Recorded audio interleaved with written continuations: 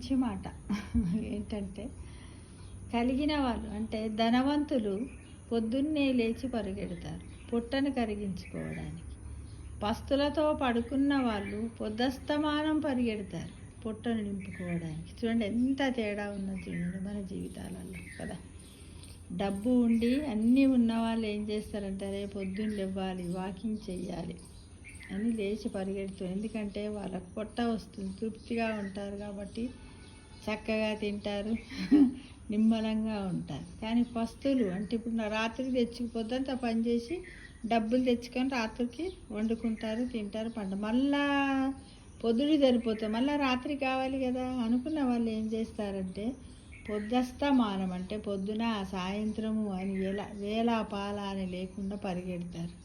ఎందుకోసం? వాళ్ళు పొట్ట నింపుకోవడానికి, వాళ్ళు ఉన్నవాళ్ళు పొట్టను కరిగించుకోవడానికి. ఫ్రెండ్స్ చూడండి, మానవ జీవితం లోపల భూమిపైన అందరము జీవిస్తున్నాము. ఈ జీవితాలలో ఎన్ని రకాలుగా ఉంటుందో చూడండి.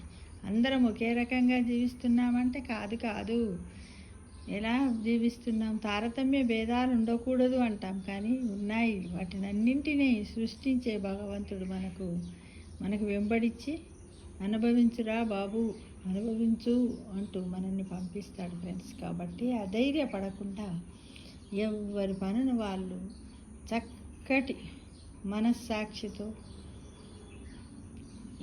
నిజాయితీగా, మనస్తృప్తిగా, ఓర్పుగా భగవంతుడు నాకు ఇదే ఇచ్చాడు, ఇప్పుడు నేను కష్టపడతాను, మళ్ళీ వచ్చే జన్మలో నేను సుఖపడతాను కాబోలు అని అనుకుంటూ సంతోషంగా మన పని అందే మనం నిమగ్నం అవుతూ ఆ పనికి న్యాయం చేసి మనం భగవంతుని యొక్క మోక్షానికి దగ్గర కావాలి ఫ్రెండ్స్. ఓకేనా?